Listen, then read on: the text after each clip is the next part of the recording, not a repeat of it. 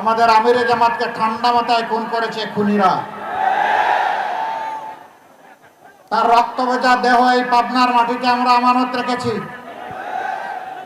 এখন যেখানে দাঁড়িয়ে কথা বলছি, এই জায়গায় ইউনিয়ন পরিষদের একজন সদস্য থেকে শুরু করে যিনি জাতীয় সংসদের সদস্যের পদ বারবার অলঙ্কৃত করেছেন আপনাদের ভালোবাসা, আপনাদের সমর্থন, আপনাদের ভোট নিয়ে, সেই মানুষটাকে ঠান্ডা মাথায় খুন করা হয়েছে।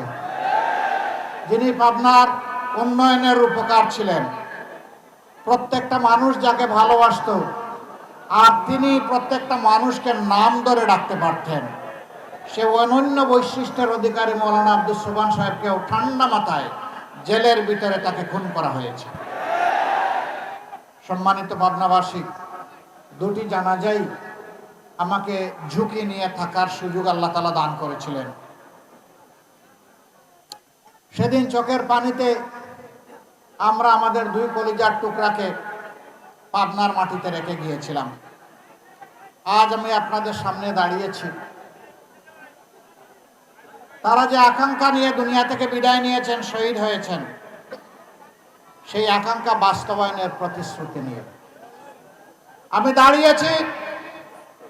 ফ্যাসিস্ট আমলের 15.5 বছরে সংবাদ মাধ্যম কর্মী, আইনজীবী, ডাক্তার, ইঞ্জিনিয়ার যাদেরকে ঠান্ডা মাথায় খুন করেছিল, আমি তাদের হয়ে এখানে দাঁড়িয়েছি। পদ্মা সেতু, মেট্রো রেল এবং এলিভেটেড এক্সপ্রেসওয়ে নির্মাণের গর্বিত অংশীদার বসুন্ধরা সিমেন্ট। আমি এখানে দাঁড়িয়েছি কান্না ভেজা চোখ নিয়ে। আমার যে মা তার সন্তানকে এখনো খুঁজে বেড়ান, আমার সন্তানটা কি বেঁচে আছে নাকি দুনিয়া থেকে বিদায় নিয়েছে, যাদেরকে তুলে নিয়ে গুম করা হয়েছে, সেই মায়ের পক্ষ হয়ে আমি এখানে দাঁড়িয়েছি।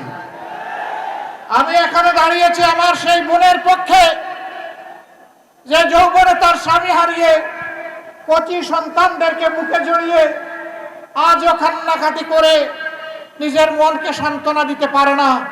আমি আমার সেই বোনটির পক্ষে এখানে দাঁড়িয়েছি। আমি এখানে দাঁড়িয়েছি সেই অবুঝ এতিম সন্তানদের পক্ষে, যাদের বাবাকে তাদের বুক থেকে নিয়ে খুন করা হয়েছে, গুম করা হয়েছে, যাদের হদিস এখনো তারা জানে না বাবা তাদের বেঁচে আছে নাকি দুনিয়া থেকে বিদায় নিয়েছে। আমি সেই অবুঝ শিশুদের পক্ষে এখানে দাঁড়িয়েছি। আমি দাঁড়িয়েছি জুলাই আন্দোলনে বুক চিতিয়ে জীবন দিয়ে যুদ্ধ করে দুনিয়া থেকে যারা বিদায় নিয়েছিল, তারা আমাদের ঘাড়ে একটা বিশাল দায়িত্ব রেখে গিয়েছে। সেই দায়িত্বের বোঝা কাঁধে নিয়ে আমি আজ আপনাদের সামনে দাঁড়িয়েছি। প্রিয় পাবনাবাসী, আমি দাঁড়িয়েছি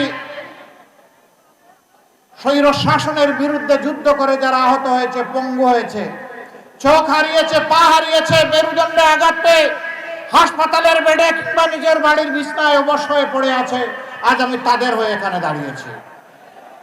আমি দাঁড়িয়েছি সেই সমস্ত নিরীহ মানুষজনের জন্য, যাদেরকে দফায় দফায় মিথ্যা মামলা দিয়ে নারী, পুরুষ, শিশু, বৃদ্ধ, আবাল বনিতা দফায় দফায় যাদেরকে জেলে পুরা হয়েছিল, সেই মজলুমানের পক্ষে আজ আমি এখানে দাঁড়িয়েছি।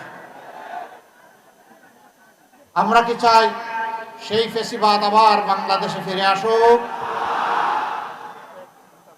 এই ফ্যাসিবাদের জড় কেটে দিতে হবে ইনশাআল্লাহ।